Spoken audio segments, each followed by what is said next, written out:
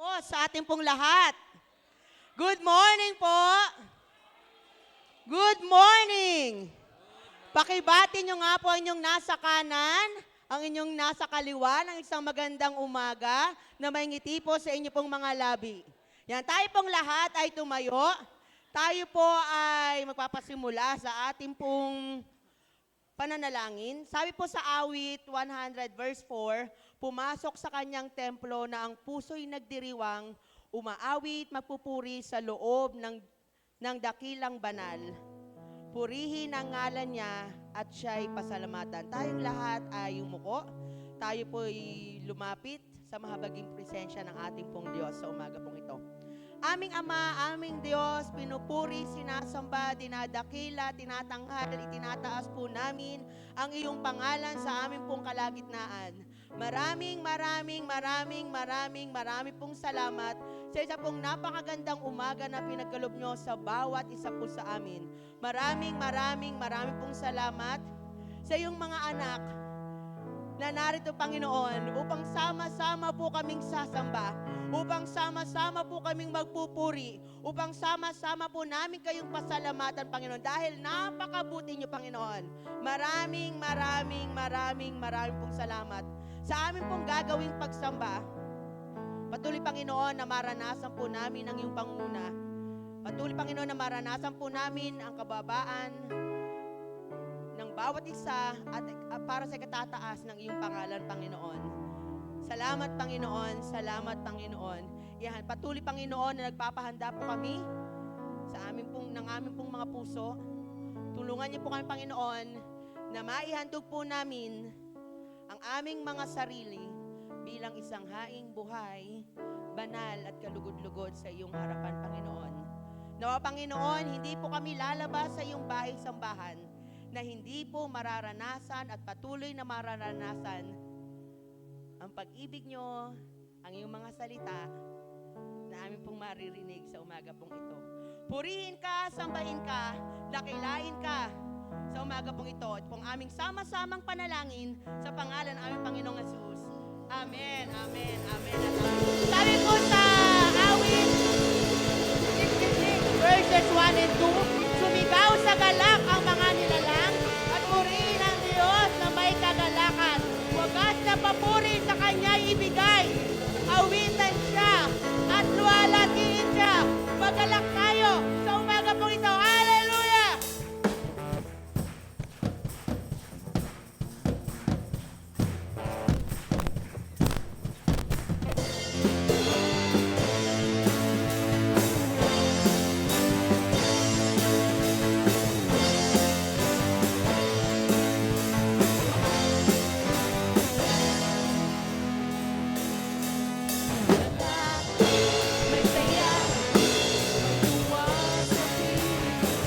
Hallelujah! Puso ay naglalaho, may awit, may saya, at papuri para sa Diyos. Na ating ng puso, pinagpala niyang lubos. Handog niya'y kapayapaan, hallelujah! Yes, Lord! Handog niya ay kagalakan, handog niya ay kalakasan, sa bawat puso napapagan, kaya't ang awit ng papuri, awit ng pasasalamat, at para po kanino? Samba ay para lang sa Kanya.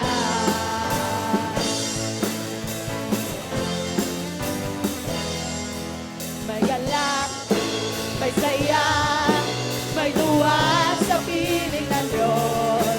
Sapagkat hirap na puso ay naglalaho. May awit, may sayaw, at papuri para sa Diyos. Na hatid ng puso, pinagpala niyang lubos. Handog niya'y kapayapaan. Yes, Lord! Hallelujah! Handog niya ay kalakasan, sa bawat pusong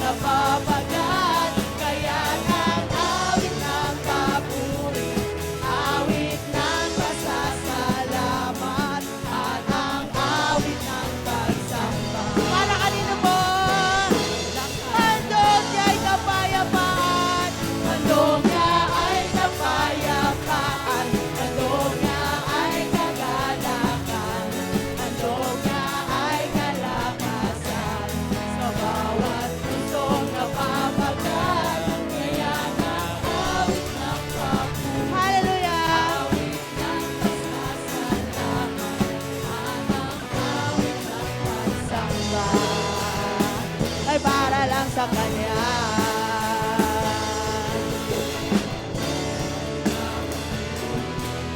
Sa Kanya ibigay, awitan siya, purihin siya, luwalhatiin siya.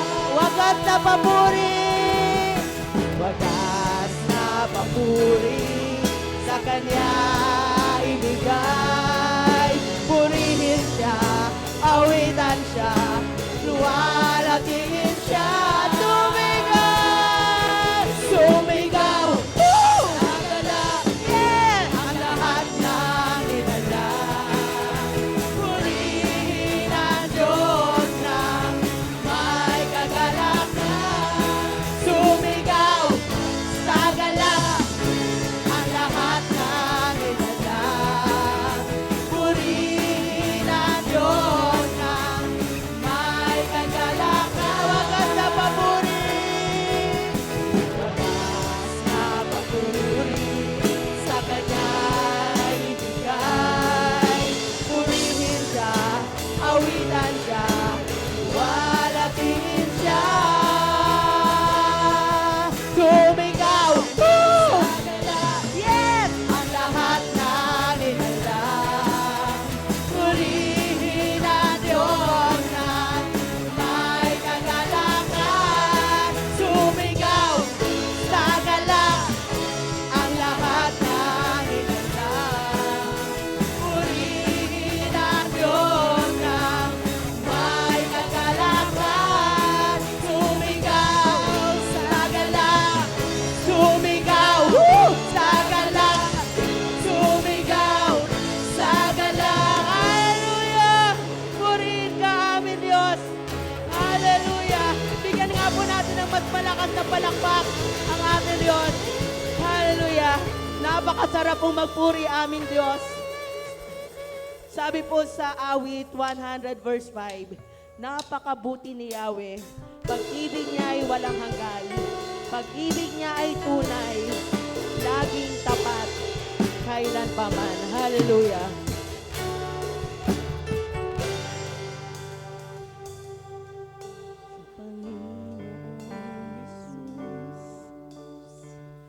Kung magtitiwala sa pagsubok na ba, buhay ko ay may kalinga.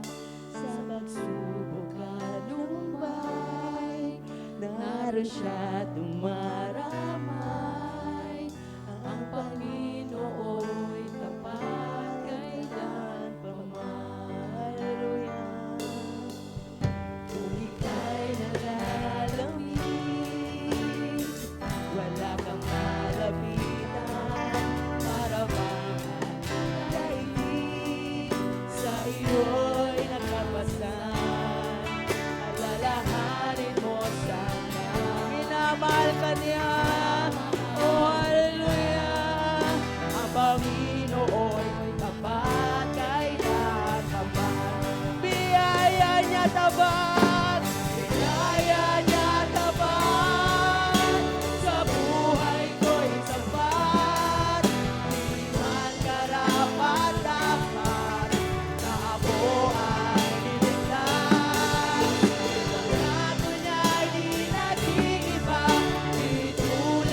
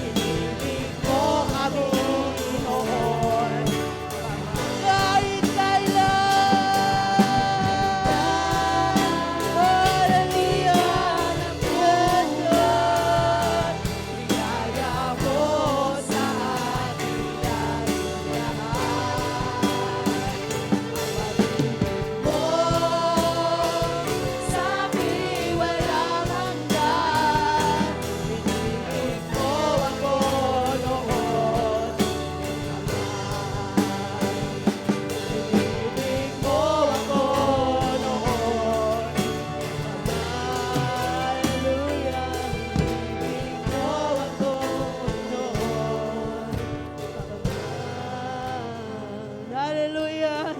Opo, amin Diyos. Salamat Panginoon. Salamat sa pag-ibig nyo. Salamat Panginoon sa iyong biyaya Panginoon. Sa iyong katapatan, sa iyong kahabagan Panginoon sa bawat isa po sa amin. Nakakatayo, nakakatindig, nakakaawit, nakakasayaw, nakakatugtog po kami Panginoon. Dahil sa iyong habag, dahil sa iyong biyaya Panginoon. Marami pong salamat Panginoon sa malayang pagsamba Panginoon. Tunay nga po na napakabuti nyo, hindi po kayo nagbabago, hindi po kayo nagkukulang. Minsan pa po natin awitin kahit kailan, di ka nagkulang. Hallelujah. Biyaya mo sa aking lagi laan. Ang pag-ibig mo sa aking walang hanggan. Inibig mo ako. Sa huli pong pagkakataon, sabihin natin sa Panginoon,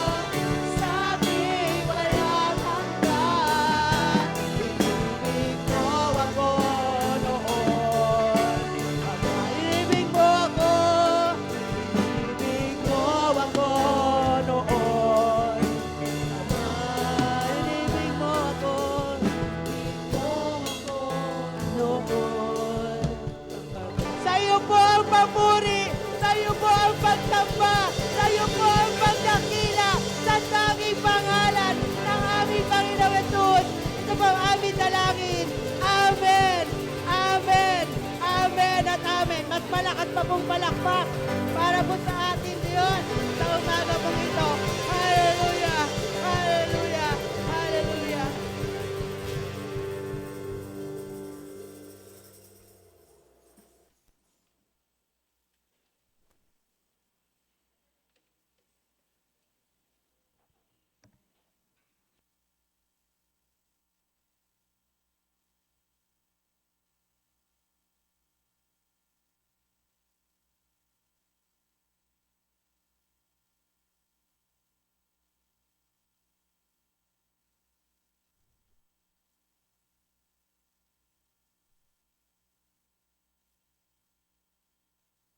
Ayan, isang maganda at mapagpalang umaga po sa atin pong lahat. Pwede po bang bigyan ulit natin ng malakas po na palakpak ang ating pong Panginoon?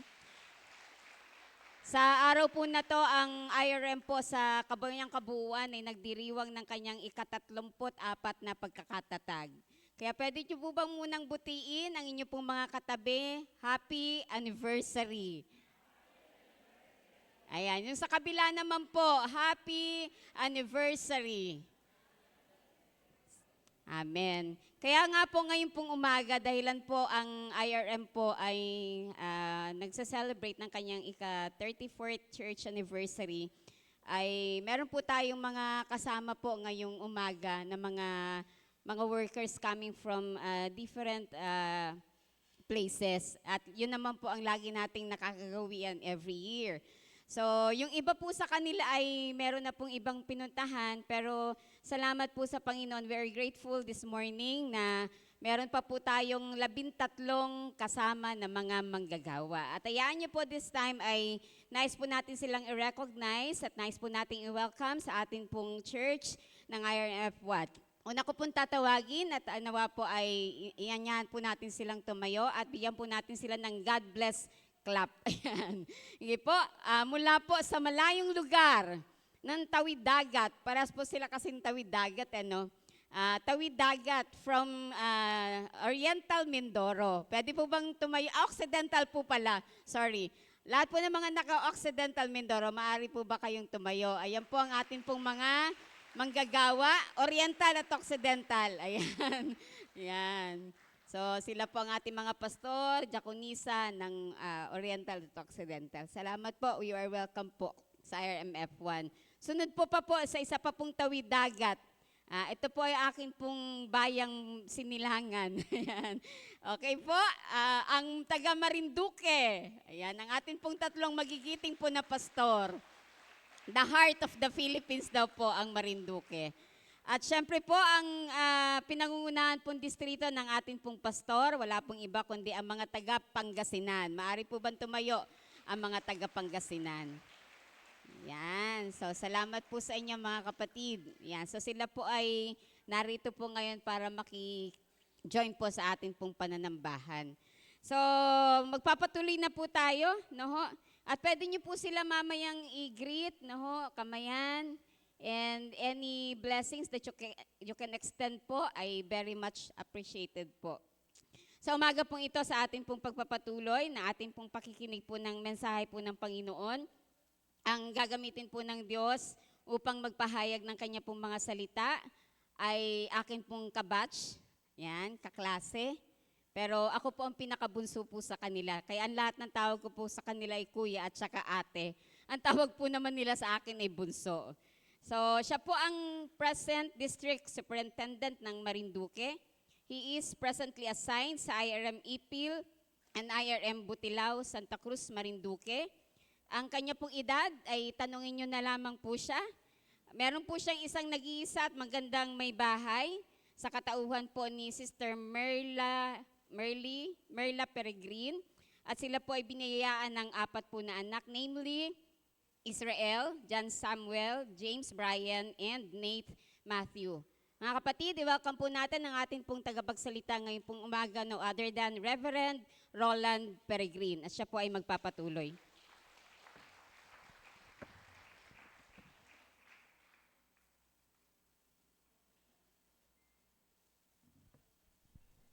Good morning po sa ating lahat.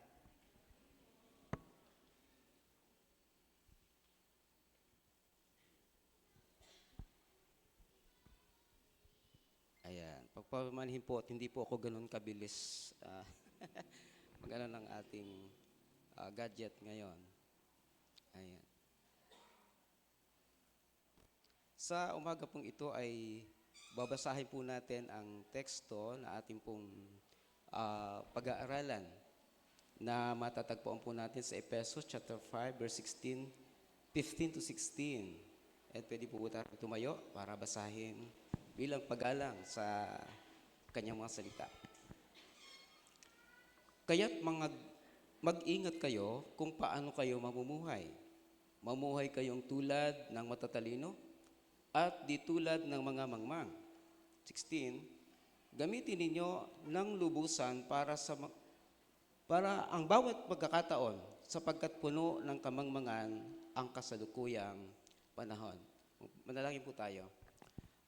Panginoon, muli sa pagkakataong ito, isang pribilehiyo na maging kasangkapan mo sa sandaling ito at maka-fellowship ang mga kapatiran, kamanggagawa sa church na ito, Panginoon.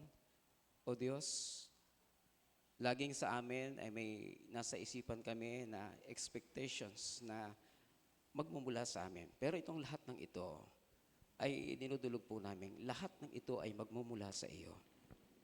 Laging dalangin ng inyong mga lingkod at ngayon ang inyong lingkod ay dumadalangin na kayo po ang magsasalita sa amin. Makikinig po ako, makikinig kami sa inyo. At dumadalangin kayo nga po, O Diyos, ang mangusap sa amin. Every Sunday, naririnig namin ang mensahe. At sanay na kami, lalo na ang buong buhay niya, matagal ng panahong nasa gawain at nasa inyong pamilya, ay kami po, Panginoon, ay bihasa na sa maririnig namin. Pero kami naniniwala, patuluyan kayong magsasalita at nagsasalita sa amin. Kaya ang aming pong dalangin, pagpalain mo kami.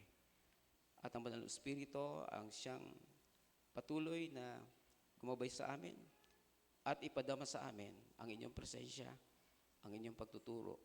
Turuan mo kami, Panginoon, sa sandaling ito, Panginoon. Pamuli pa, makikinig po kami sa inyo sa pangalan ng Panginoong Jesus.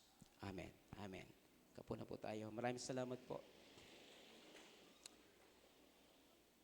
Kami nga po ang Heart of the Philippines and yung pong sentro ng o boundary o tama ba, ay nasa amin po sa Marinduque. Ang tinatawag na Luzon Datum. Ang ibig sabihin ay sentro. Nasa amin po yon at marami po mga turista, mga Pilipinong pumupunta, dumadayo sa amin every mga season ng Pasko, mga mahal na araw yan. Pinupuntahan po nila ang Marinduque at isa ang lugar na pinupuntahan nila ay Luzon Datum sa bayan po ng ating Diaconesa Annabel de Leon. Ayan. Sa Marinduque po, huwag niyo pong ipagkamali. Nandun pala yung picture ko. Pero tingin ko po, mas magandang lalaki ako dito kaysa doon. Huwag niyo naman po ipagkamali na yung pong mga taga Marinduque ay ganito lang po kaliliit. Kasi naalala ko po, nagbunta po kami ng Bicol sa Bagong Sikat. Ang pangalan, tama ba ako, Jack? Bagong Sikat. Taga roon si Pastor, ayun. May pinsan pa si Jack Babes na hindi na lang namin nakasama magpatuloy sa ministries, no? Jack Fines, apat kami, tapos may isa pang taga-Buwak. Mataas-taas lang ng kaunti sa akin yung taga-Buwak na ngayon ay nasa piling na ng Panginoon, Pastor Nunito Mangana. 1989, tapos 1990, nakadestino na po kami. Dalaw kami sa lugar na sabi niya ng mga tao doon, tatanungan sila, ganyan ba talaga kaliliit ang mga taga Marinduque? Yun. Hindi po. Nataon lamang po na kami nagkasama-sama. Yun. Pero salamat po sa Diyos na kahit po maliliit, ay nakita niyo naman sa inyo pong Diaconesa na pinuno ng pagpapala ng Panginoon, lalo na sa talino. Siya po ang pinakamatalino po sa aming batch. Ako po yung sinasabihan ni Bishop na nakakahabol ba si Olan? Olan po ang tawag niya sa akin. Salamat naman po at nakakahabol kahit papaano. So, ang ibig sabihin, siya po yung pinakahayag sa amin ang talino at ayun, nakakatuwa na sabi nga namin, malayo ang mararating ng aming kamanggagawa na ito, ng aming kapatid na ito, na aming bunsong ito. Medyo malayo po talaga, So, sobrang layo. Dahil Marinduque po, papunta dito, malayo po talaga. Praise God. Sa umaga pong ito ay nagpapasalamat tayo sa Diyos. Na-inspired po ako dito sa message na ito na devotion namin mga manggagawa, mga manggagawa nitong mga nakaraang linggo, I think itong linggo na to, at sabi ko, Lord, ito na rin yung gamitin ko sa message nung nakaraang Sunday sa amin. Ayan. Ako lamang po ay aminado ko na hindi ako matyaga, kaya ko naman, hindi ako matyagang mag-prepared ng mga ayan. Kaya natutuwa po ako, Jack, salamat. May hindi po ako gumawa niyan. Yung pong message lamang ang outline aking ginawa. At yung mga anak ko po ang gumagawa sa amin ng aking outline, yung isa po naming kapatid na talagang bihasa dito. Pero salamat sa Diyos sapagkat madali na para sa panahong ito ang gumawa ng mensahe gamit po itong makabagong teknolohiya. Pero lahat ng ito ay hindi po magkakaroon ng malalim na kaganapan sa buhay, mapabago man yan, mapalumang sistema, kung hindi lumalapat sa atin yung pong sinasabi ng kasulatan. Ayan, may biruan kami kahapon, kaya sila Kuya Boyet. Linggo-linggo na lang, makikinig tayo ng mensahe, makikinig po tayo, di ba? Parang ganun ng Pero ako naniniwala na every time na binasa mo ang Bible, kahit sanay ka na, sa John 3:16, every day mong basahin yan. Kung yun yung gusto mong basahin, makakakita ka ng message lagi. Amen ba? At ito'y laging pras. Kaya ang panalangin natin kanina, Lord, magsalita kayo sa akin. Magsalita kayo sa amin. Sapagkat yun po yung Ang tema po na topic namin nung nakaraan, ay ito nga po, mamuhay ng may karunungan. Sa ating Kristiyano, naiintindihan na po natin yan. Amen po ba? Sa hindi Kristiyano, iba ang pakahulugan nila sa karunungan.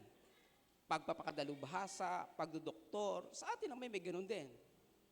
Pero ang mamuhay sa karunungan ay mayroong kaakibat na pakialam ang Diyos. Amen po ba? May malalim na pakialam ang Diyos. Hindi pwedeng wala. At ako ay nakaranas, saksi at naranasan kung ano ang ipinangako ng Diyos kung ang isang tao ay mabubuhay sa salita ng Panginoon. Alam kong itong uri ng kalalagayan po natin, ninyo dito sa church, ay marami nang ginawa ang Diyos sapagkat pinayagan natin siya na gumawa sa ating buhay. Amen po ba? Sino po magsasabing tayo ay makakarating sa pamumuhay na may tagumpay kung hindi natin pinayagan ang Diyos na siyang mga siwa, manguna? Di ba? Kasi maraming pagkakataon, pwedeng, Lord, ako po muna, pwede po ba? Isa nakikiusap pa tayo. Kaya lang, pag nalibang tayo at wala na siyang pakialam, parang nangyayari yun na parang nawawala na siya ng part sa buhay natin. Pero isang magandang bagay, siya po ang may pinakamalaking pakialam, bahagi, karapatan para sa mananampalataya. Ako po ay nabuhay na isang pamilyang parang hindi, tingnan ng marami ay hindi pagmumulan ng mabuting bagay. Hindi dahil sa masamang pamilya, kundi ang standard ng mga tao ngayon, di ba? Pag hindi maganda ang kabuhayan, parang kasama na pati buhay, pati yung pagkatao. So, ganun po yun. And kahit nung ako mananampalataya, may bahagyang ininda ako doon. Pero, ako'y naniniwala na kapag ikaw ay nasa Panginoon na, at nakakapit na yung pangalang anak ka ng Diyos, kasama pa yung pangalan na Kristiyano ka, sabi ka, naiiba ka sa mga tao sa paligid ng mundo o sa paligid natin. Tama po ba? Sapagkat ikaw ay pamilya na ng Diyos. At yung pamilya ng Panginoon, hindi niya hahayaan na isa man sa mga anak niya ay hindi gumanda ang kalalagayan ng pamumuhay. Lalo na at may inaalagaan tayong ang sentro ng utak natin dahil tayo ay papunta sa ating Panginoon. Di po ba? Hindi niya papayagan yon na tayo ay magkaroon ng pangit na buhay, bagaman may mga pagsubok minsan. Hindi papayag ang Diyos. Pakisabi mo sa katabi mo, huwag ka ding pumayag. Amen? Pinapayagan ng iba eh. Di po ba? Pinapayagan ng iba. Ayan. Okay, mamuhay ng may karunungan. At masasabi natin, huwag na natin siguro pa anong bang ibig sabihin ng karunungan kasi masyado na tayong hasa dito, ano? Masyado na nating alam to.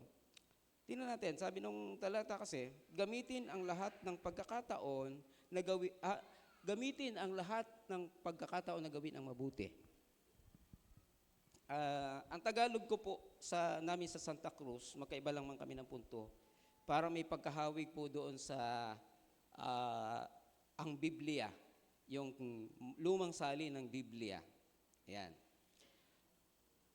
Ano mang gawaing mabuti, lalo na ito'y kailangang buhay na at gawain natin, ay nararapat lamang na ito'y ating galawan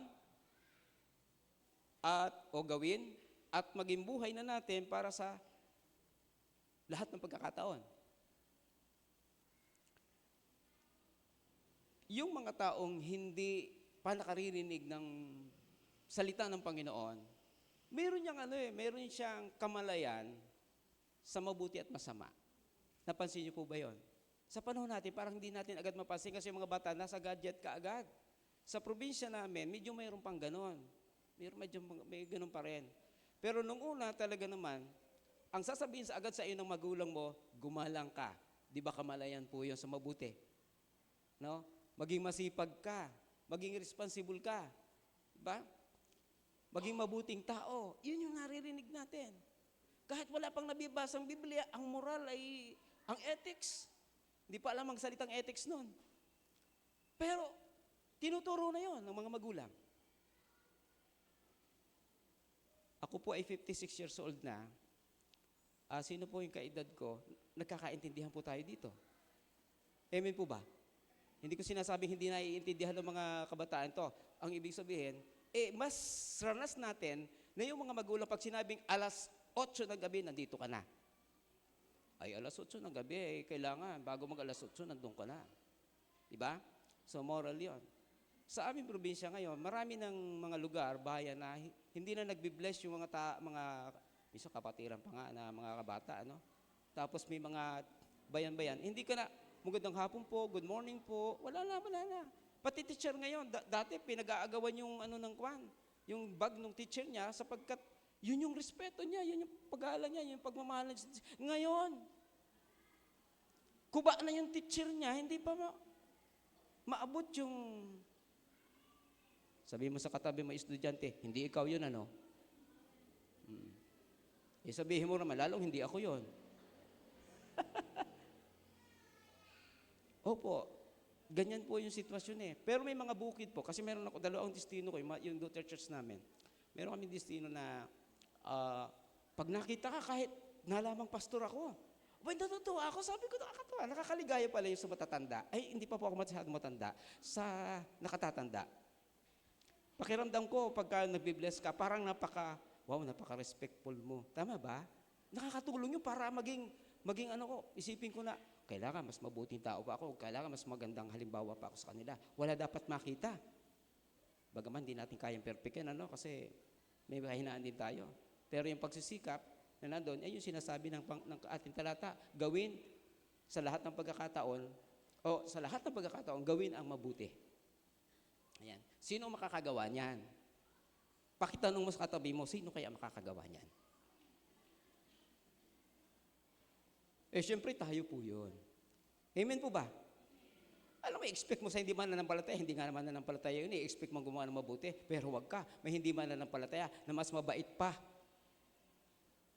sa atin. Hello? Sabihin mo kapatid, no amen. Dahil hindi dapat tayo ganon. No. Napakalaking pagkakaiba ng panahon na yon.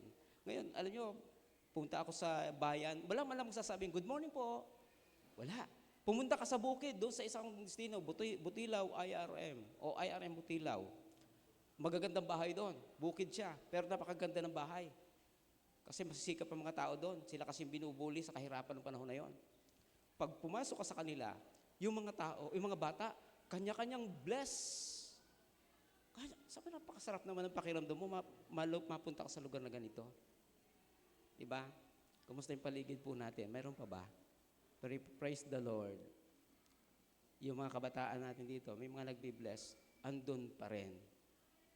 At sana, huwag mawala. Ano po? Yan ay gawaing mabuti. Ngayon, pag nilaliman natin ang salitang paggawa ng mabuti sa lahat ng pagkakataon, isang pinag-uugatan yan. Sundin ang salita ng Panginoon. So sa ilalim ng sundin ang salita ng Panginoon ay nakalagay doon yung pagiging obedience, pagiging masunurin. Si Bishop ang sabi po sa akin, mamaya ko po dudugsong yung karugtong noon, pero babagitin ko naman yung una. Sabi niya sa akin, Lan, alam mo ba kung bakit nakakita kong pinagpala ako ng Diyos? Hindi siguro 100%, sabi niya, pero 80%, sabihin na lang natin 80%. Na sumunod ako sa Diyos, hindi niya ako pinabayaan. Ang ibig sabihin lang po ni Bishop noon, Lan, dapat ganun ka rin. Yan, mamaya ko na po idudugtong yung iba para mas makita natin ano ang pakinabang na yon ng pagsunod sa Diyos. Ito pong ating tema, at teksto ay detalye ng sinasabing pagsunod sa salita ng Panginoon. Everyday mo naman nababasa yan. Every Sunday mong naririnig. Kung may Miyerkules pa, or Huwebes, or Biyernes, may midweek service tayo. Tama po ba? At siguro sa dami na sinabi namin, baka wala pang 20% ang inyong matatandaan. Pero, kung tumanim sa puso mo yan, kahit hindi masaulo ng, pakinggan niyo po yung aking babanggitin, kahit hindi masaulo ng ating isip, ng memorya natin, basta sa ulo ng puso mo, bubukal at bubukal yung kaalaman mo, ito yung wisdom ng Panginoon. Amen po ba? Pastor Bagong Tsuri ba yan? Hindi po. Kasi si Kristo, nang tanggapin natin, nasa puso naman natin siya eh. So, nandun yung karunungan natin. Di ba? Napakaganda ng kanta, paborito ko po yun. Kanta na yun na, pwede ba na yung karunungan, yung pag-ibig, ay gumalaw ng walang karunungan o ng kaalaman, knowledge. At pwede rin ba na yung knowledge ay maging mabiyaya kung ito'y walang love? Tama ba? Kaya yung damdamin, kapag sumunod yung isip, vice versa lang din naman. Idinikta ng puso yung tama sa isipan, at yung isip naman, diniktahan yung puso na maramdaman yung kanyang naintindihan. Ewan ko kung naintindihan ko nyo. So, yun po yun, ano? Okay, so lahat ng pagkakataon ay gawin para sa mabuti. Ako po ay laging tumitingin sa orasan dahil kailangan ko ng alas 9, pupunta na dun sa main assignment. Kaya po, tama ito pong ating ginagawa, parang ako'y nandun lang din sa aking destinong, yung isang destino na daughter church ng IRM Ipil. So, ano po yung lagyan na agad natin ng konklusyon? Mahirap sabihin ngayon ang lahat ng detalye ng ano yung mabubuting bagay. Amen. Pero maraming laman yung Biblia, maraming laman yung cellphone natin ngayon ng mga mabubuting bagay. No? Pero kapag ang isang tao, pag ang umaga ang nasa isipan, sino kaya ang nag-chat sa akin, sino kaya ang, lalo sa mga kabataan ngayon, ano naman kayo magalit sa akin? Eh talagang ang mas nauuna, ano kaya yung word na yon? Viral ngayon. Di ba? Anong viral ngayon? Ay, yun ang agad napipindot. No? Sorry, pero sana, yung principles ng Matthew 6:33, tama ba ako? Matthew 6:33, seek ye first the kingdom of God. Ay talagang mangyari. Napagising pa lang natin ng mata, pagmulat ng ating mata, of course, pagising nga pala, hindi ka mumulat ng mata kapag tulog ka pa. Pagmulat ng mata mo, at andyan agad, gumagana na yung utak ko, dapat si Lord muna. Yun yung nawawala, palagay ko lang naman. Sa maraming pagkakataon, lalo kung nasa utak mo, traffic, nagising ka ng alas 5, dapat alas 4, yun. Wala kang nasa isipan kung paano yung gagawin mo. Ang Lord naman po ay hindi, yes, kailangan magbabad sa presensya ng Panginoon, pero hindi naman hinihingi ng napakaraming oras. Lambingin mo lang ang Panginoon, sapat na yon. Amen po ba?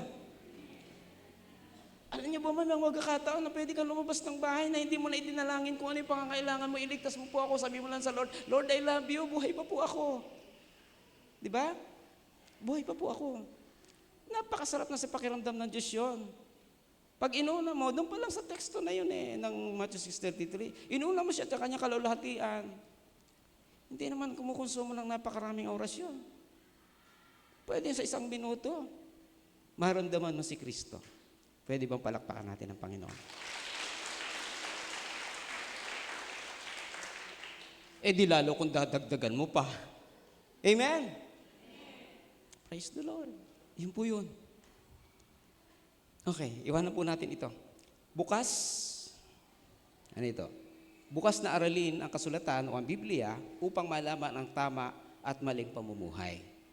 Siguro hindi natin masyadong habaan ito, pero bigyan natin ng malalim na pagpapahalaga at pag-intindi, pag-unawa. Sa amin po yung pag-intindi ay isipin mo, unawain mo. Yun po yung salita sa amin. Nung sabihin po ni Bishop Martin na kami po ay mayroong devotion everyday, magsasubmit kami ng devotion ng insight everyday. Ganon din sa may mga worker, sa amin magsasubmit everyday. Lord, pare-parehas naman yung yung topic. Sabi ko, may parang gusto rumiklamo ng aking sarili. Pero mayroong bumubulong na isang bulong sa aking pagkatao. Kailangan mo magbasa. Kailangan mo maintindihan yan. Ay, oo nga po pala, pag binasa mo uli, Lord, ano po bang isusulat ko? Parang parehas lang din naman ng isang araw. Alam nyo, ang Diyos ay hindi nauubusan. Sabihin mo nga sa katabi mo, di pala nauubusan ng Diyos. At dapat hindi pala yon. Amen? Hindi nauubusan ang Diyos.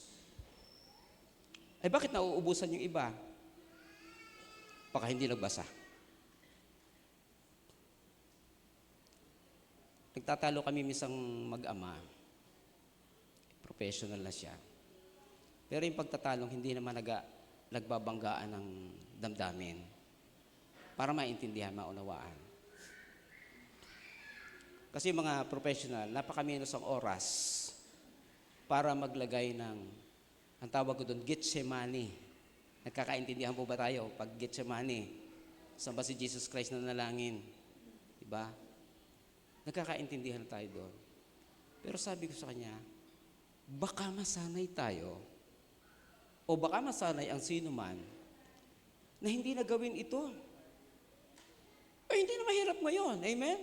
Habang nagbabiyahe ka, ano nga yung talatang yun? Basahin mo.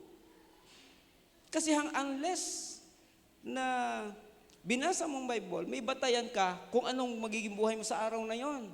Dahil kapag hindi mo na ginawa yun, yung language o lingwahe ng kapaligiran mo, opisina, school, kaklase, pag hindi ka naging aware at hindi mo naramdaman ang kapamahalaan ng Diyos sa araw na yon, tingin ko, madodominate ka o makukontaminate tayo ng ating paligid. Amen ba? Kaya magtataka yung nanay, tatay, ba't iba yung lingwahe ng anak ko ngayon? Amen? Hindi na tayo magdidetalye kung ano mga kuan. Ang dami nun. Pero napakakatuwa. No? Unless napahalagahan natin ang pamantayan ng buhay natin, ang textbook ng buhay natin, may direksyon ka sa araw na yon. Amen.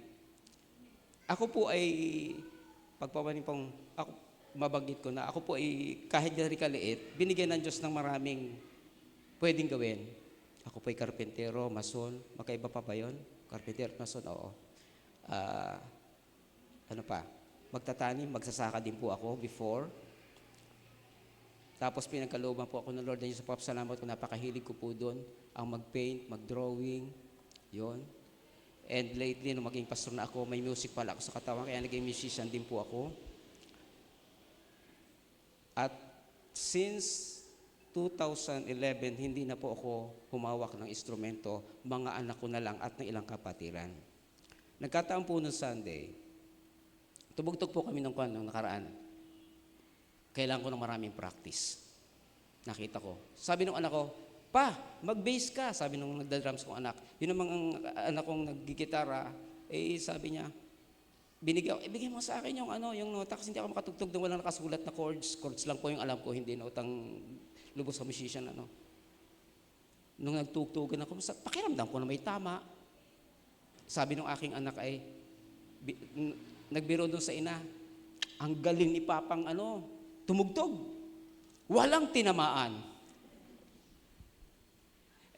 Exaggerated na lang naman yung sinabi ng anak ko.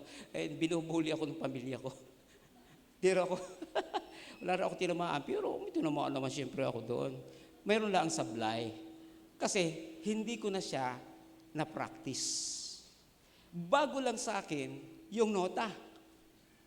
Iba ang genre nung panahon namin, iba yung genre ngayon. Pero yun mo, si 56 years old, isasama mo sa pinakabata, 28 years old. Kasi no Sunday po, kami ang nagkataong kami ang naging lam, kami na ang ministry. Ako, napasama pa ako sa lam. Kasi wala po yung aming mga kapatid doon dahil na may civil service exam. Kami napilitan. Kaya buong pamilya yung lam. Pagkatapos nung lam, sabi ng mga anak ko, Sabi ko ng asawa ko, ang galing mo daw tumugtog, wala ka daw tinamaan. Habang iniisip ko kanina, oo. Pag hindi mo sinanay na pag-aralan ng Biblia, basahin, bulay-bulayin, tanong sa Diyos, Lord, ano kahulugan nito maliban sa pinag-aralan mo? Kung pastor ka, pinag-aralan sa Bible school, sa Bible study, ng mga kapatiran, cell group. Pag hindi mo inaral yon, hindi mo sinanay ang sarili doon, magkakamali ka.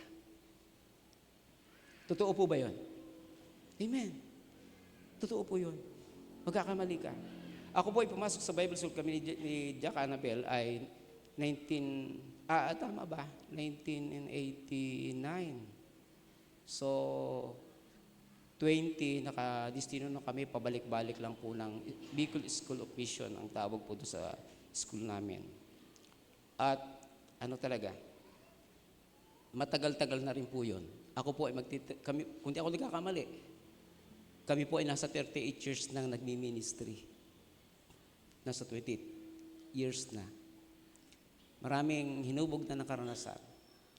Pero ang isang napakagandang buhay, para sa akin, personal kong buhay, kung bakit ibinigay ng Diyos yung kanyang pangako, ay natutunan kong tanungin lagi si Lord, Lord,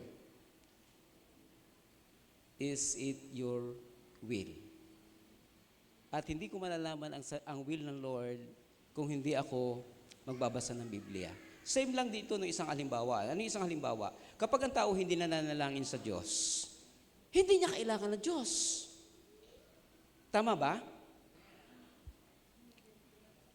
Pag-pray mo na lang ako. Lalakad na ako. No? Pero may time ka para magbukas ng cellphone kapag nakasakay ka na, why not gagamitin mo yun para manalangin? Hindi naman napakaraming sandali ang panalangin. Ang mahalaga na kapag I love you ka lang kay Lord. Amen? Alam, mahalaga yun. Doon po ako hinubog ng Diyos eh. Salamat sa Kanya. Dahil ako, hindi pala lumaki. Nagbinata ako na puro sama ng loob. Nagbinata ako na puro sama ng loob. Hindi ako mapag-aral. Mali ang sistema ng loob ng tahanan. At buti na lang, natagpuan ko ang Diyos. At natagpuan ako ng Diyos. Nagpahanap naman ako sa Diyos. Kaya sabihin sa katabi mo, lagi kang magpapahanap sa Diyos ha. At huwag mo tapusin doon. Hanapin mo rin naman ang Diyos. Amen? Pag hinanap mo ang Diyos, every day, napakaganda ng kalalagayan mo sapagkat mahalaga sa iyo Diyos. Pag nanalangin ka, mahalaga sa iyo Diyos. Pag nanalangin ka, lahat ng bagay na patungkol sa relasyon sa Diyos, maiintindihan mo, mararamdaman mo. Pero ang isang mananampalataya, kung bakit lumalabig sa pananampalataya, hindi na siya nanalangin. Sabi ng isang kapatiran, Pastor, magbibigay po ako ng ikapo. Tutulong po ako, magpapadala po ako ng pagpapakain sa mga bata. Kasi may ministry kami sa bata. Hindi ko naman makita ng Sunday kasi yung trabaho niya, every Sunday, nandun siya. Minsan nagkaroon ako ng pagkakataong makausap. Sabi ko, kapatid, wala ba kayong day off? Ikaw naman ang supervisor dun eh. Inamin niya sa akin. Sabi niya, Pastor, hindi dedikasyon ko po talaga sa trabaho. Talagang tutudo ko to. Ganun po ako eh. Kaya, po ako sa, di ang ingat kong magsalita. Paano kaya ito? I-check ko po ito. Bagong anak siya. May anak siya. Sabi niya, kapatid, yung anak mo, sasamahan mo na sa Panginoon. Kasi pag hindi mo isinama sa Diyos yan, parehas kayong malalayo sa Diyos. Hanggang ngayon, hindi pa napunta. Pero magtsatsaga ako yung pagtsatsaga ako pupuntahan. Kasi pag mahalaga sa iyo, Panginoon, lahat ng para Kanya, gagawin mo eh. Kasi lamang na tayo sa Kanya. Amen. Lunes hanggang Sabado, atin yun eh. Atin. Pag-aralan nga natin kung hindi talaga sa Diyos yun eh. Atin talaga ang pinakamarami doon eh. Minsan nga, pagdating mo, ayaw mo nang manalangin kasi matutulog, Lord, bukas na lang po ako. Yung iba naman, Lord, mananalangin ko, pipilitin kong manalangin na, katulog na. Alas 4 ng umaga nag-amen. Diba? Yan yung problema natin. Amen ba? Sabi mo sa katabi mo, aminin. Struggle yan ng mga Kristiyano. Pero, encourage natin, mahalagahin natin ito. Yung pananalangin, kapag hindi mo ginawa yon, wala, hindi mo kailangan ng Diyos. Ang ibig sabihin lang, parang ayaw mong may Diyos. Ganon din sa salita ng Panginoon. Pag hindi mo siya binulay-bulay, hindi mo siya binasa, no? Daming nalalaglag sa kasalanan ngayon. Pati nga manggagawa nalalaglag sa kasalanan.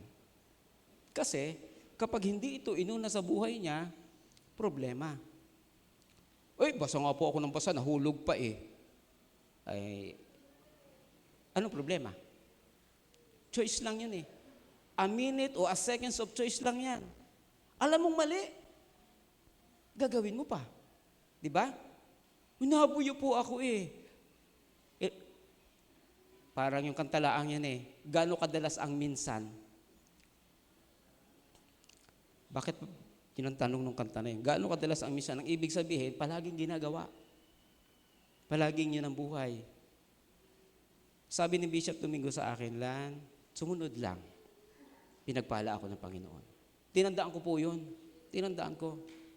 Lahat ng paraan kung paano magiging mabuti. Kasi ang hirap pong mabuti kapag ka nalalagay ka sa pangit na sitwasyon. Amen ba?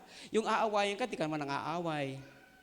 Yung mga ganun word ko lang po yun para maintindihan niyo po. May mga sitwasyon na may mga tahimik na para bagang, di naman nagsasalitaan, pero may mga rival na nangyayari. Masa ko po yun. Pero isa lang po ang isang nakita ko. Ipailalim sa kapamahalaan ng Diyos ang lahat ng bagay sapagkat siya naman ang may kakayanan para doon. No? Minsan pag nagsalita ka, mas masama ka pa. Di ba? Hindi naman pwedeng hindi ka naman magsasalita para itama ang isang bagay. Pero ang Diyos, nakakatuwa po doon. Napakaraming talata ng Biblia, aakayin ka sa karunungan kung paano lilitaw yan, lalabas sa ating mga labi. At yun yung blessing na isang pagsasamahan ng magkakapatid sa Panginoon. Tinagurian po ng NCD, Natural Church Development, tama ba ako? Yung seminar na yun, ni Pastor David White, yung aming iglesia, na ang malakas kami ay sa loving relationship.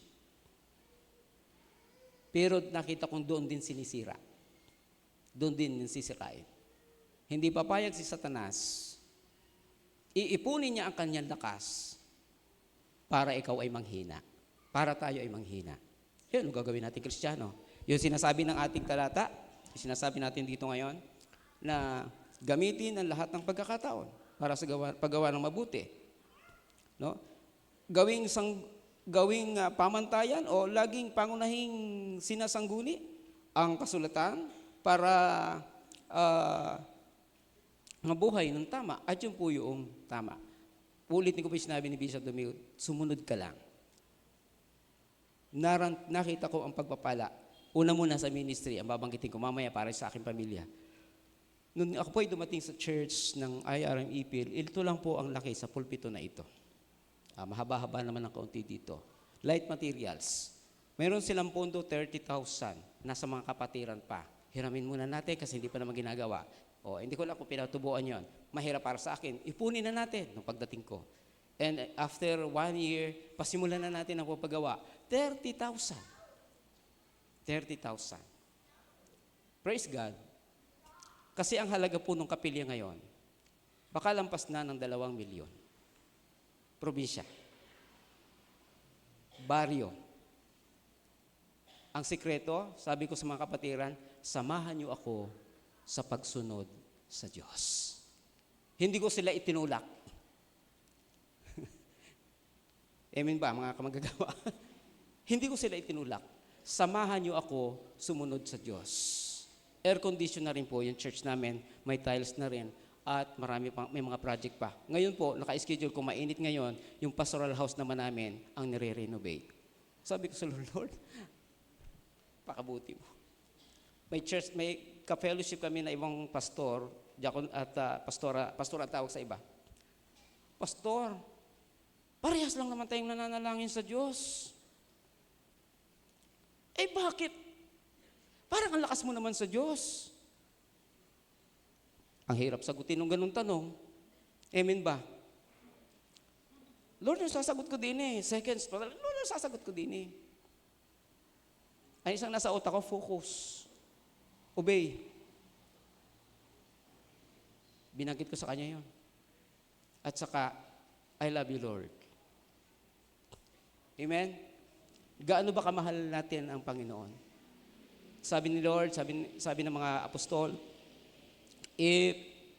sabi daw ng ating Panginoon, if you love me.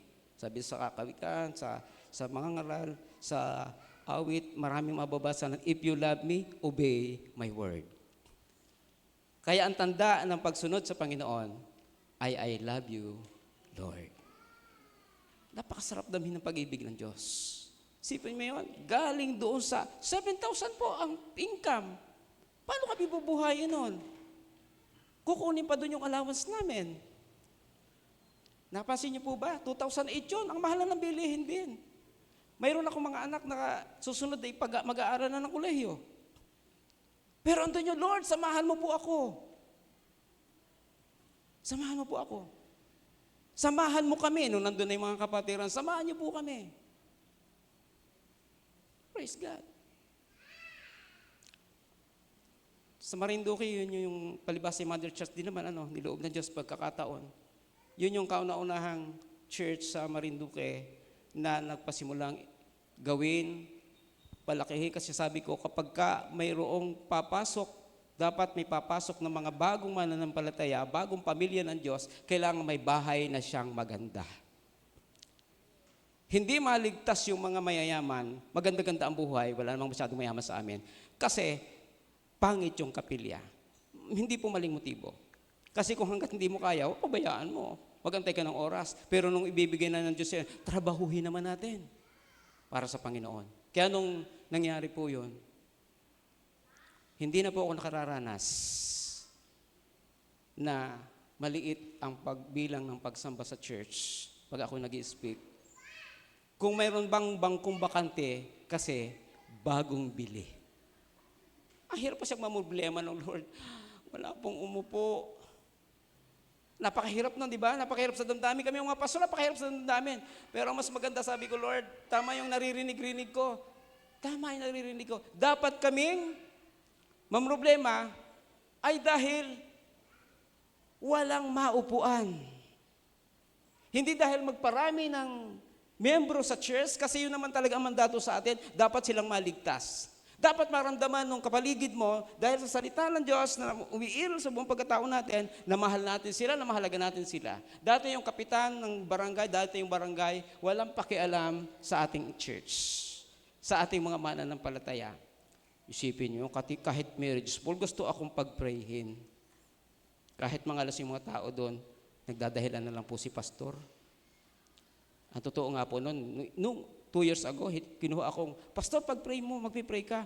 Naisa-isip ko, naku, mga lasing na yung pupunta doon, paano ba naman ako magpipray pa doon? Tapos hindi naman maintindihan, hindi ma-appreciate yun. Parang maling lugar. Tama ba? Ang ibig sabihin nun, pumunta din kami at makisaya. Yun ang ibig sabihin nun eh. Nabanggit ko na, mamaya ko pa sana babanggitin. Sabi ko, yun yung kauna-unahan kong panalangin. Lord, sumama nawa ang pakiramdam ko mamaya. Tinugon ako ng Diyos doon sa masama akong panalangin. Sino bang mananalangin, sumama ang pakiramdam mo? Ay, pero nung hapong yan, yung sabi ko, masakit na yung ulo ko, masakit na yung pakiramdam ko. Iba, para akong tatarkasuhin. Imbis na ako'y malungkot at matakot, ay natuwa ako. Lord, salamat po. Hindi po ako matutuloy. O, chat ako dun sa ating kapitan, sa kapitan namin. Kapitan, masama po ang pakiramdam ko, pasensya na po. Pero ang nangyari, nanalangin ako, sumama ang pakiramdam niyo, huwag mong gayahin. Nagkataon lang na talagang, mabuti kung ang marriage ball ng barangay, same nung ating celebration, yung flow, ay hindi. Ayan. Kaya salamat sa Diyos. Pero hanggang ngayon, every occasion na mayroon ng church, nandun yung kapitan ng barangay. Kasama yung ilan niyang mga kagawad. Nakakatuwa, di po ba? Dahil nabubuhay ka salita ng Diyos, nagpo-flow yung salita ng Diyos sa buhay mo, At ang tao naman nakararamdam na kung ano yung sinasabi mo sa Diyos na I love you, Lord, ay I love you, neighbor din naman pala. Loving God, ano kasunod po nun? Loving people. Hindi mangyayari yon kung ang salita ng Diyos ay naniniglect ng bawat isa. Ayan.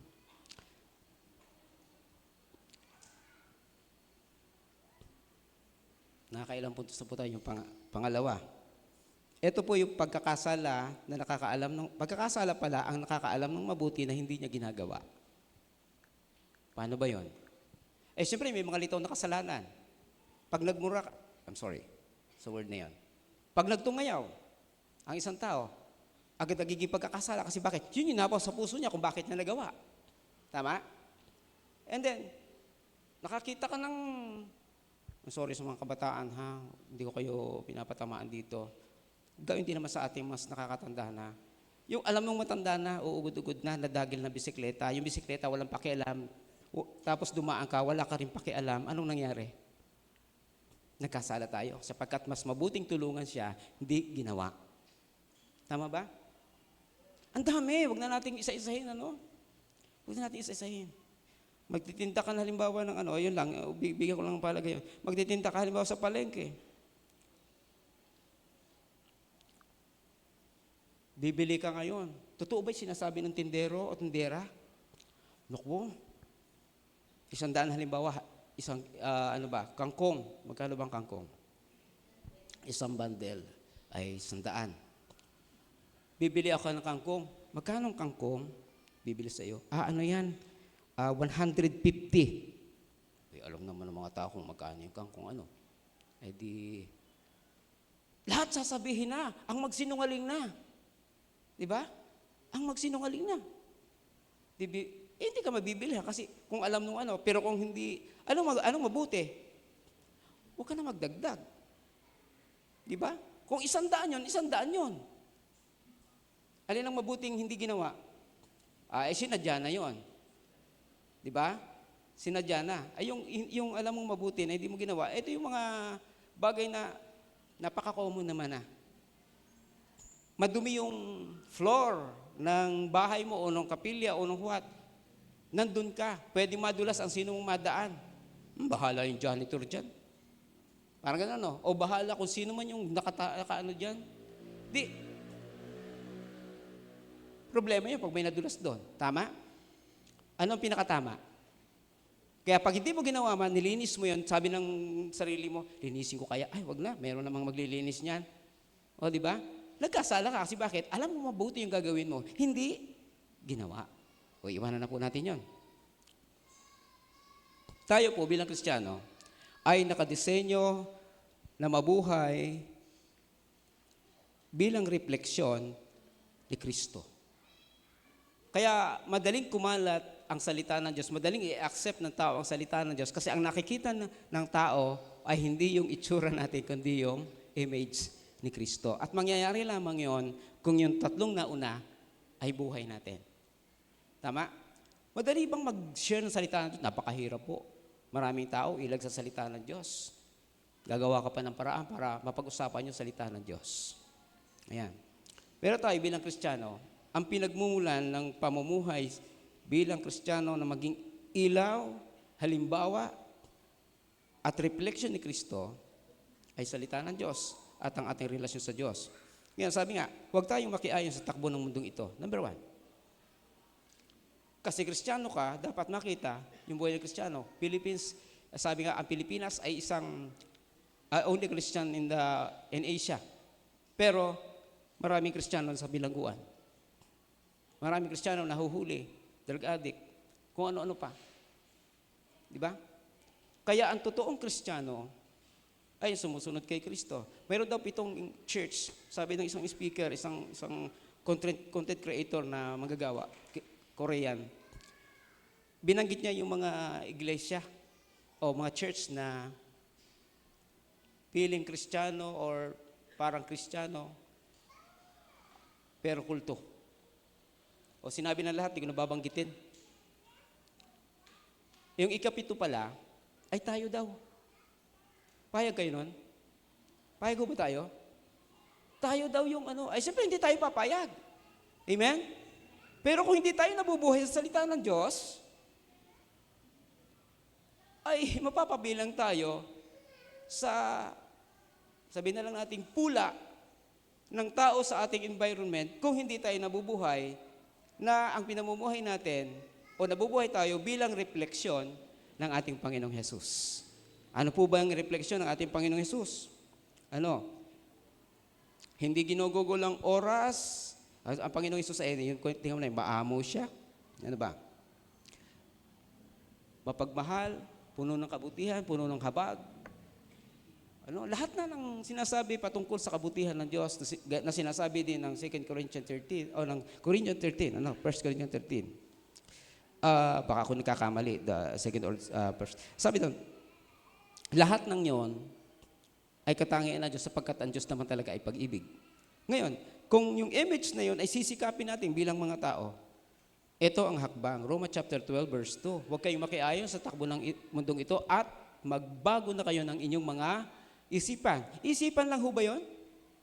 Sa amin po sa Marinduque ay may salitang pag hindi, ito muna, napakahirap intindihin nun para sa mga bago. Pag hindi mo nakita, makikita mo. Pwede ba yun? Ang ibig sabihin sa amin sa Marinduque nun, pag hindi mo ginawa ito, papaluin kita, paparusahan kita, may ano ka, may ground ka. Yan. Gawin din naman, pag itong batang, sa amin po, ang salita po sa amin 2 puntos. Si Jack Babes po, si Jack Annabel, ang punto nila ay, nandiyan ba ka na pala kuya? Yun po yung punto nila. Ewan ko ngayon kung hanggang ngayon ganun pa rin. Sa amin naman sa Santa Cruz, may tono doon. No? Yung galit na, patayin ta po. Tumakbo ka na, kapag kaganoon ng tono, kahit malambing yon, gagawin yon. Yon. Doon naman sa kanilang parte sa buwak at sa mugpog, malis-alis ka na po dyan. Ay, apatayin kita. Yung ganun po doon. Magkaiba. Okay. Bakit ko ba binanggit yun?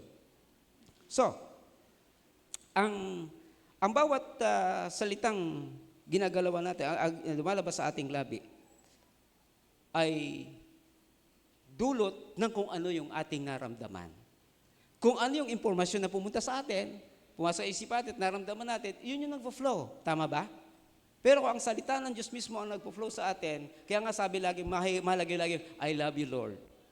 Ako po, hinahabit ko na palagi na kapag hindi tumutugtog ng gitara, makisabay sa awitin, sumamba sa Panginoon sa lahat ng pagkakataon. Si pastor po ay naghahugas din po ng pinggan. At mas ako yata ang naka-assign doon kahit hindi.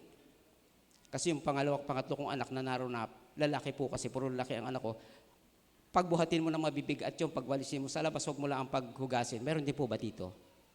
Si Mrs. naman, ang gustong laging apuntahan, yung gabundok na labahin. Tinitingnan ko yung labaw, ang dumi naman ito.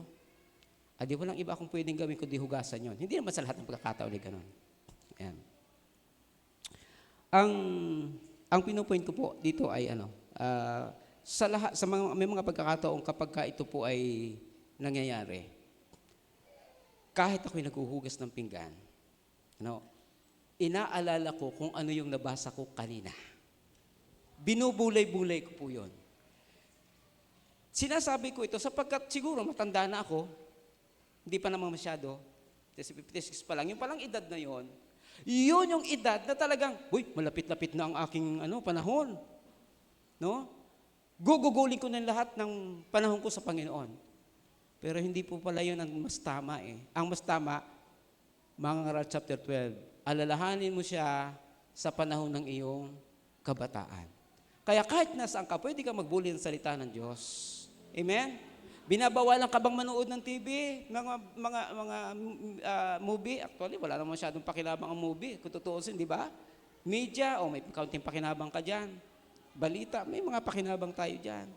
Pero, mga kapatid, ang pinakamasarap na matuklasan ng mananampalataya, yung umiikot, gumagalaw, yung buhay mo, nagpapatuloy yung buhay mo, na ang may control ay presensya ng Panginoon. Amen? Pwede mo palakpakan natin ang Panginoon.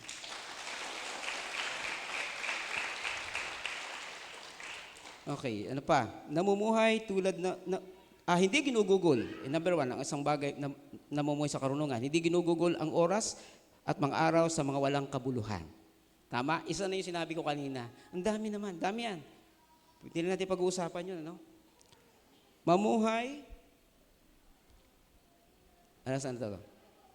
Hindi ginugugol ang oras sa mga araw na walang kabuluhan. Namumuhay na tulad ng ahas. Ang ahas, masyadong masama ang pakinig natin kapag sa Genesis chapter 3, di ba? Pero yung ahas, sa katotohanan, napakatalinong nilalang. Kasi bakit? Para protection niya kanyang sarili, kung ano yung kulay niya, doon siya pupunta. Amen? O, familiar tayo doon sa amin, talikakas ang tawag namin. Sa buwak, tabidli, awan ko kung dito. Na kapag dumapo siya dito sa kulay na ito, yun din ang kulay niya. Unyaong. Unyaong. Hindi po unano, ha? Yan. Sina? Ano yun? Basta yun. Naiintindihan na natin yun. Pag pumunta sa brown din siya. Pag pumunta sa itim din siya. Pero yung Kristiyano, pag matalino, ang pipiliin niya na laging kasama ay Kristiyano. O hindi na po ako kailangan makisama sa mga hindi mananampalataya. Hindi naman pwede yun. Kasi bakit? Yun ang palagi mo kasama. Di ba? Kaya mayroon tayong salita, nakikisama, hindi nakikisama. Paano pagsasamahin yun? Napakadali naman. Sapagkat iginagalang ang isang totoong Kristiyano. Amen? O, pag hindi mo ginawa yun, sasabihin ng mga tao sa paligid mo, bakit ako sasama sa'yo? Pareho rin. Diba? Sa amin yung salitang pareho rin. Yun, medyo masakit na yung sa dating sa mananampalataya. Pero, yun, kamukha ng ahas. Kung ano yung buhay niya, lagi siya doon. Kaya saan makikita ang mananampalataya? Everyday naman nalangin, di ba? Every Sunday dapat na doon sa pagsamba. Lahat ng gawain at ministry na nasa Panginoon. Sa Panginoon natin, ay gagawin natin. Di ba? Hindi naman tayo binibigyan ng Diyos ng responsibilidad na lampas na sa kakayanan natin. Amen po ba? Hindi. Binibigyan tayo ng Panginoon na ano. Okay. Nakikisama, hindi nakikisama. Hindi na natin ipapaliwanag yan. May disiplina at pagpipigil. O, papaliwanag pa ba natin yun? Wag na. Kasi bakit? Ang taong may disiplina, bukas, mabiyaya ang buhay niya. Amen? Pero yung taong walang disiplina, may panganib sa buhay niya. Yun po yun. Hindi na natin paliwanag yun. At pangunahin o priority ng kanyang buhay ay ang kapurihan ng Diyos. Sisikapin mo, ito bang ginagawa ko? Ito bang pagsama ko sa kapatid na ito? O pagsama ko sa kaibigan ko ito, mapapupurihan ko ang Diyos. Ang sekreto, huwag kang pauna. Huwag kang pauna. Kahapon po, doon sa ancient house na aming iniwanan, kahapon o umalis, mayroon daw kong damdamin na nakalakad din makasama ko, pinag-pray na, umiyak siya. Patapos, damdamin kong, Lord, hindi kami dapat tumalik. Kaya salamat na nadali yung pagsundo sa amin ng anak ni Jack. Na-share namin ang salita ng Diyos at mamaya bibigyan namin kay Jack yung pangalan nung na-share namin salita ng Panginoon. Umiyak siya. Isinara namin ang salita ng Panginoon sa maikling panahon. Naramdaman at naintindihan. Sabi ko, sana po mga kapatid na po ito itatawag ko sa inyo. Sana po sa susunod, makita ka naming mas naintindihan mo ito. Kaya sabi ko, ibibigay ko kila Pastor Hela DS yung pangalan. At baka may mga kapatiran o si Pastor ang pumunta doon, yung kaligtasan niya, sana huwag mawala. Matuloy-tuloy. No? Carlota ang kanyang pangalan. Okay. Mamuhay na may karunungan. Napaliwanag ko na pala ito kanina. Kailangan niya ang Panginoon, kaya siya nananalangin. Okay, iwanan na po natin ito. Ulitin lang natin.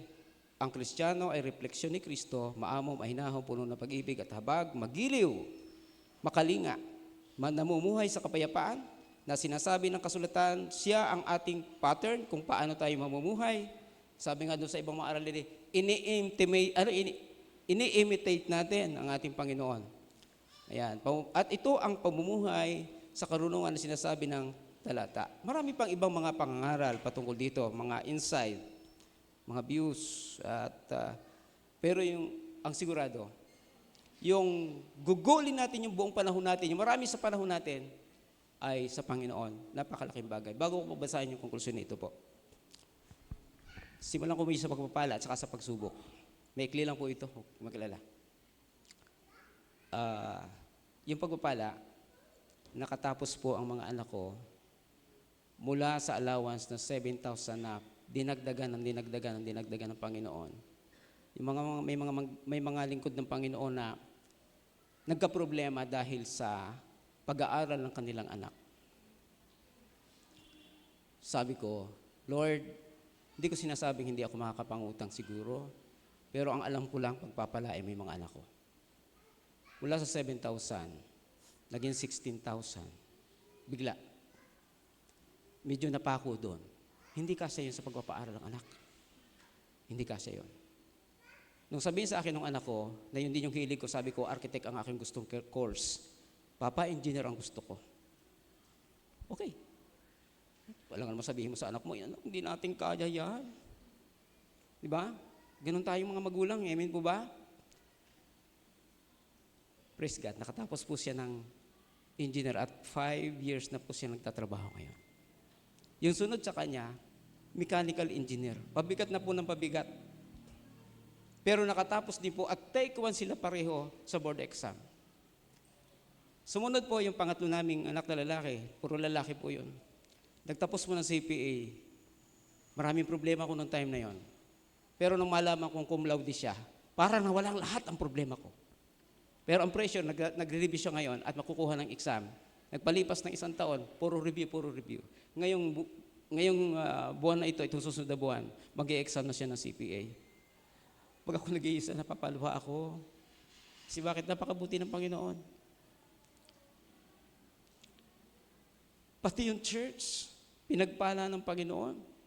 Na dating 16,000 na biglang taas, ngayon po, 1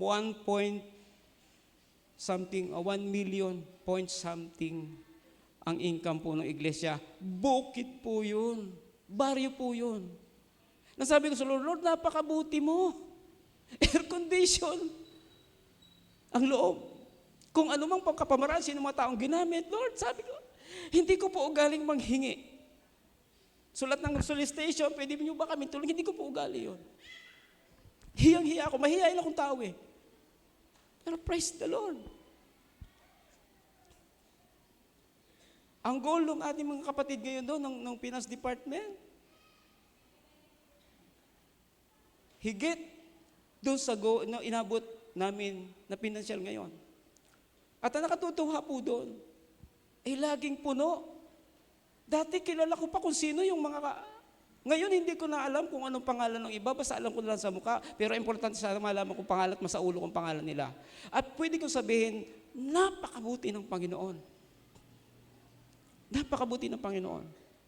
Ang gusto ko lamang banggitin po dito mga kapatid lahat ng pananampalataya pwede namang pagpalain ng Lord na walang kahirap-hirap.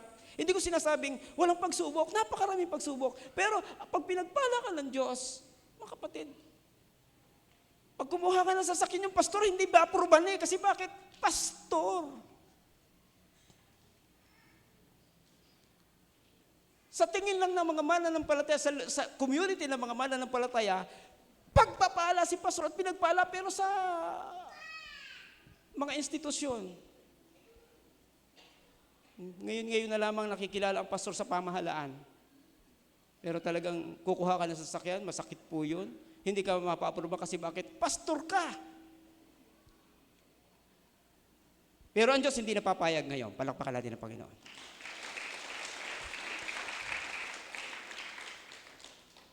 Katalinuhan, ang gamitin ang lahat ng sandali, araw at mga pagkakataon sa paggawa ng mabuti.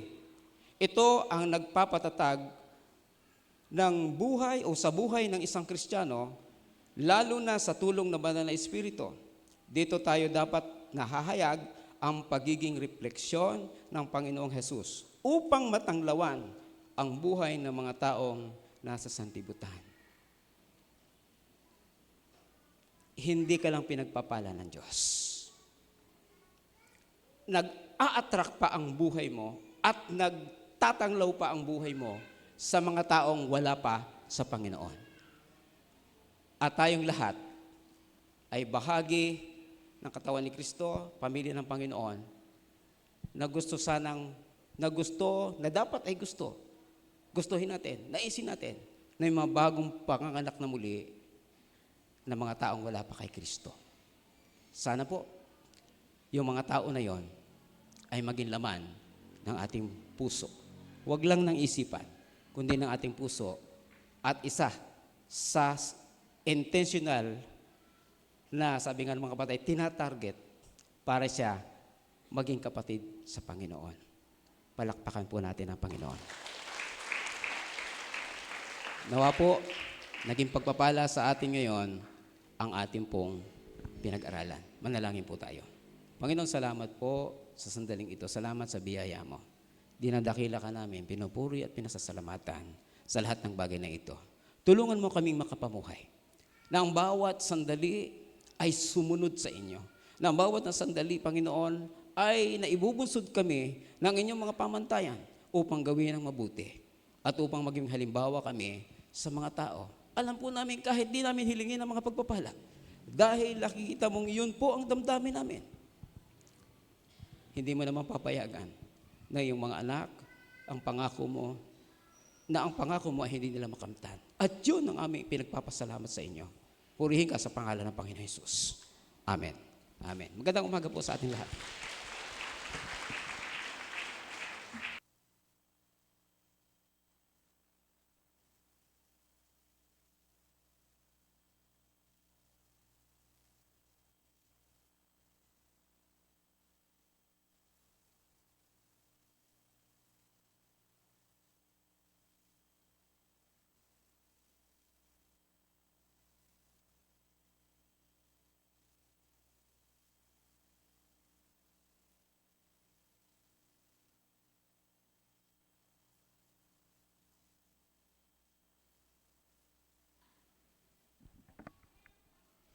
Sige po, tayo po ay nasa panahon ng offering prayer. Tayo pong lahat ay tumayo.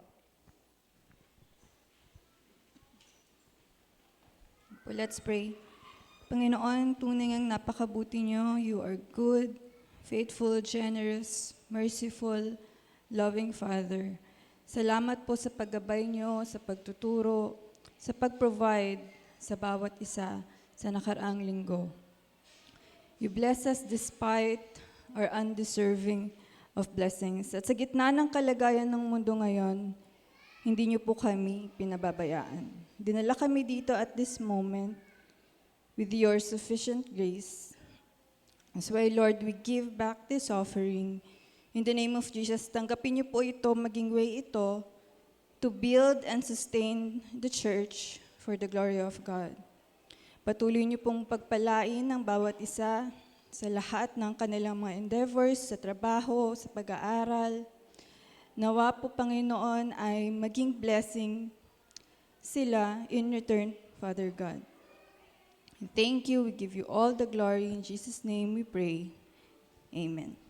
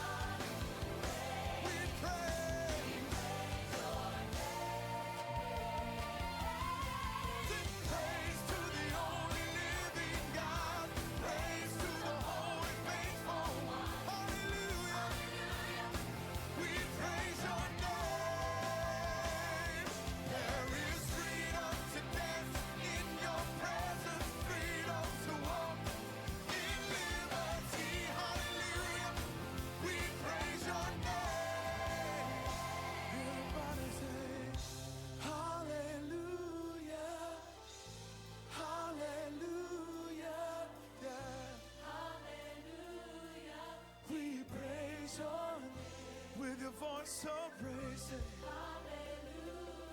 Hallelujah. Hallelujah. Everybody say hallelujah. Oh, we praise your name. You say hallelujah. Hallelujah. We praise your name. Praise to the only living God. Praise to the holy faithful one. Hallelujah. We praise your name. There is freedom to dance in your presence. Freedom to walk in liberty. Hallelujah. We praise your name. Come on.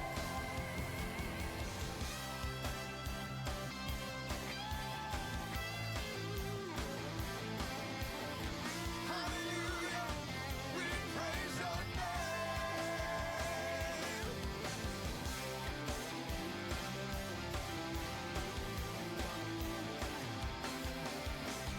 Hallelujah. We praise your name. Hallelujah. We praise.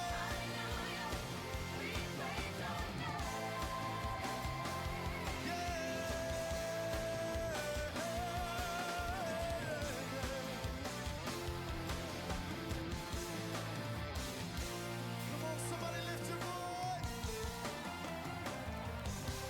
Shout for freedom. Hallelujah.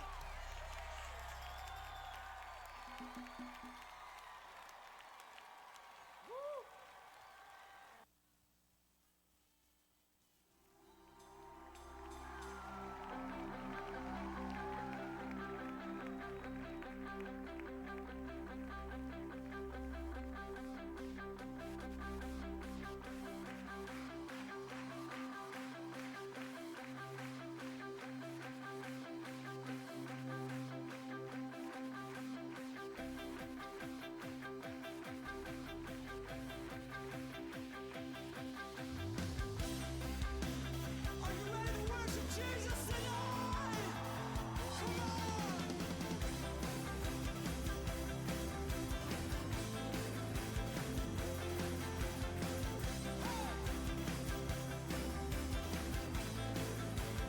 Sing faithful. Faithful, that is your name, and you are able. You stay the same now and forever. You will never change. Giver, you open your hands, you are provider. You meet every need, every desire by your unshakable word. Oh, we come to you now. In trust we pray. Oh, we're giving you our praises. Oh, we're living for your name. Oh, we're stepping out in faith. We pray for your will to be done. We know that you have gone before us. We have a promise to proclaim.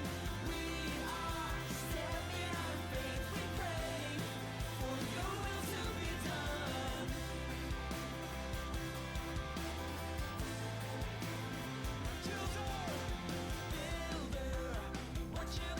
Tayo po ay tumayo.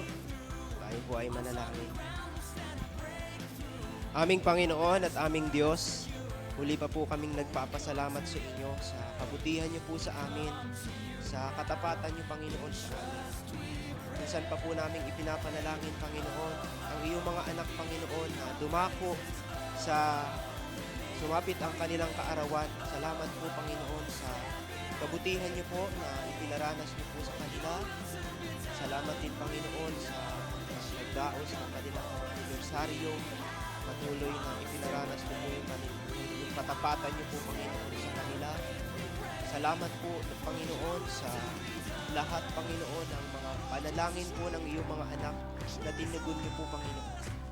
Lord, patuloy po namin ibinabalik sa inyo ang pasasalamat na ito at lagi po namin inaalala ang kabutihan niyo, Panginoon, sa amin. At sa oras pong ito, patuloy din po namin hinihiling na ang aming pong mga kapatid na may mga panalangin, Panginoon, maybe weeks, month, and year, patuloy po namin inilalapit, Panginoon, na patuloy niyo po silang tugunin sa kanilang mga kahilingan sa inyo.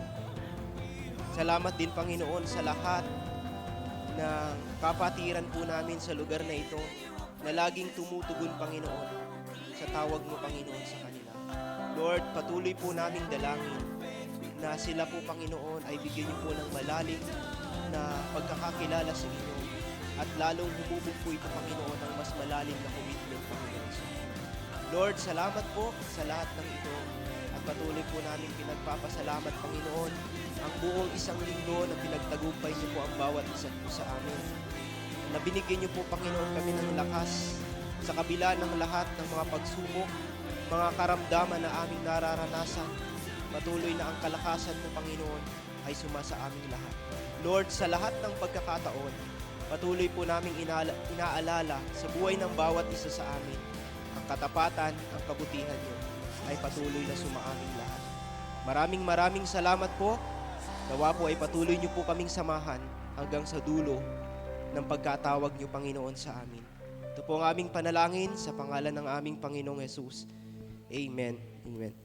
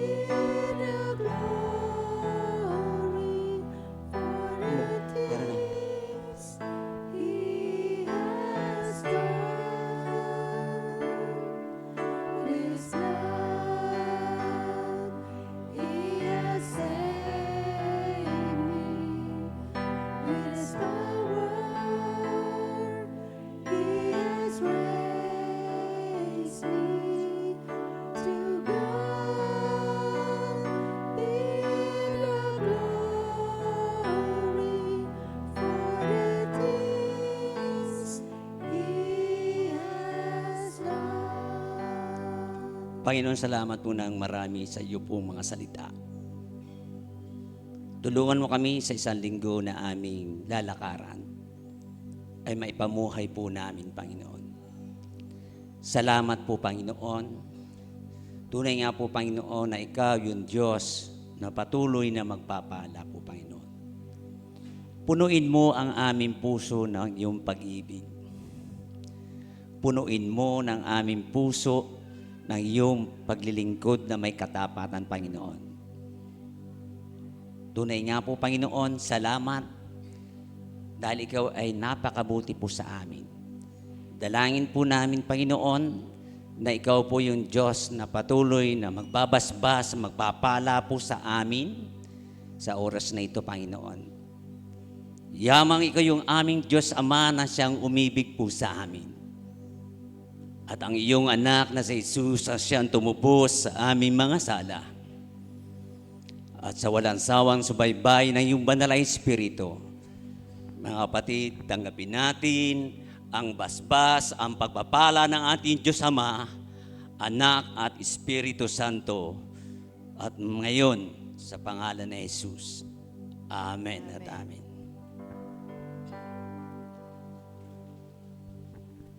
Ayan, sige po. Pwede na muna pong makaupo ang bawat isa. Bago ko po ilahad ang ilang mga announcement at pag-welcome po sa ating mga bisita, nais ko muna pong tawagan sa harap lahat po ng ating mga mahal na manggagawa na mga bisita po ngayon. Ayan, sige po. Pwede po ba na angat po dito po sa taas, ayan, para po, for remembrance lang po, ayan, sa pagbisita nyo po sa IRM F1. Ayan, sige po.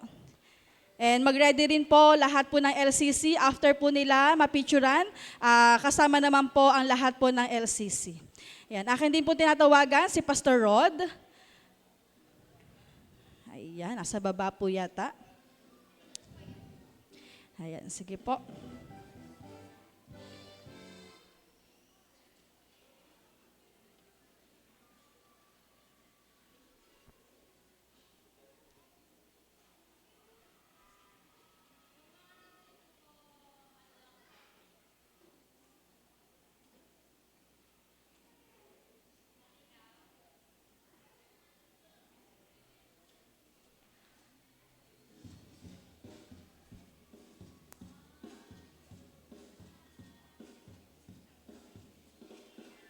Ayan, again po, lahat po ng LCC, akin pong tinatawagan para masamahan po ang ating mga manggagawa.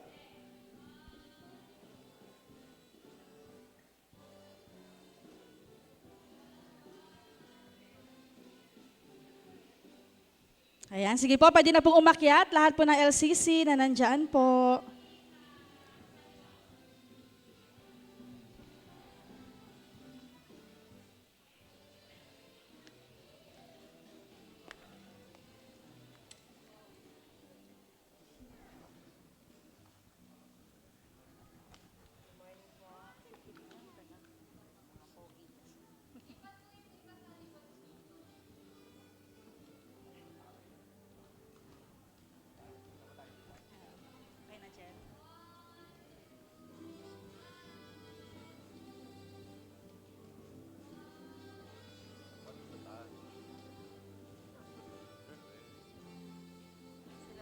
Ayan, sige po. Thank you po. Maraming salamat po sa LCC at syempre po sa ating mga mahal na manggagawa na mula pa po sa malayo. Ayan, sige po.